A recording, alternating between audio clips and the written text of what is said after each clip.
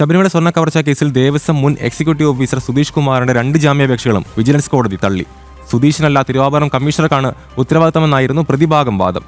എന്നാൽ ഉദ്യോഗസ്ഥൻ എന്ന നിലയിൽ സുധീഷ് കുമാറിനും പങ്കുണ്ടെന്ന് പ്രോസിക്യൂഷൻ വാദിച്ചു. വിവരങ്ങളുമായി കൊല്ലത്തു നിന്നും എം മനോജ് ചേർന്നു. മനോജ്, നമ്മൾ പ്രതീക്ഷിച്ച ഒരു വിധി അങ്ങനെയല്ലേ കരുതേണ്ടത്?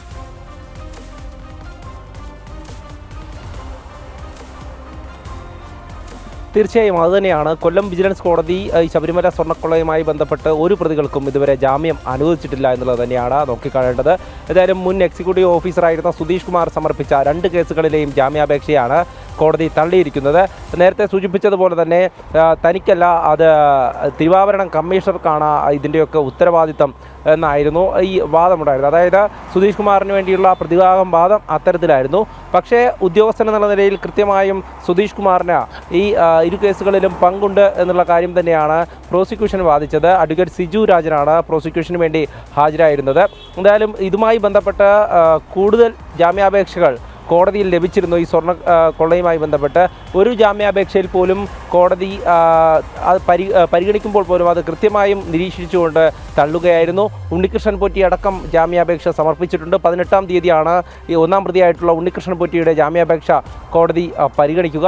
എന്തായാലും ഓരോ പ്രതികളായി ഇങ്ങനെ ജാമ്യാപേക്ഷ സമർപ്പിക്കുന്നു. അത് തള്ളുന്നതിന് പിന്നാലെ ഹൈക്കോടതിയെ സമീപിക്കാനാണ് ഈ പ്രതികളുടെ നീക്കം. എന്തായാലും ഇരുവരെയും ഇന്ന് ഉണ്ണികൃഷ്ണൻ പോറ്റിയെയും മുരാരി ബാബുവിനെയും ഇന്ന് SIT സംഘം കസ്റ്റഡിയിൽ വാങ്ങുന്നുണ്ട്. അതുമായി ബന്ധപ്പെട്ട് ഇരുവരെയും കോടതിയിൽ ഹാജരാക്കിയിട്ടുണ്ട്.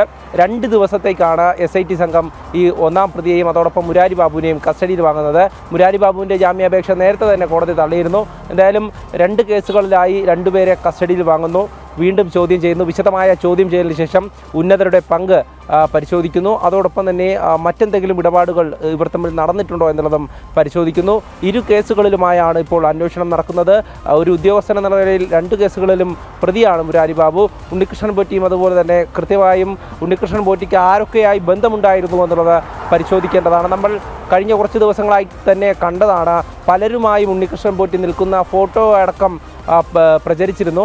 അത്തരത്തിൽ ഉണ്ണികൃഷ്ണൻ പോറ്റിക്ക് രാഷ്ട്രീയ നേതൃത്വമായിട്ടോ അല്ലെങ്കിൽ മറ്റു തരത്തിലുള്ള ഉന്നതരുമായിട്ടോ പങ്കുണ്ടോ എന്നടക്കം പരിശോധിക്കാനുണ്ട്. എന്തായാലും SIT സംഘം ഈ കസ്റ്റഡി അപേക്ഷ സമർപ്പിച്ച് അതിൻ്റെ വാദം തുടരുകയാണ്. അല്പസമയത്തിനുള്ളിൽ തന്നെ ഇരുവരെയും SITയുടെ കസ്റ്റഡിയിൽ വിടും. പിന്നീട് 2 ദിവസം കഴിഞ്ഞാകും കോടതിയിൽ ഹാജരാക്കുക. അതോടൊപ്പം തന്നെ അതിനു മുമ്പായാണ് ഈ സുധീഷ് കുമാറിൻ്റെ ജാമ്യാപേക്ഷ കോടതി പരിഗണിച്ചുകൊണ്ടത് തള്ളിയത്.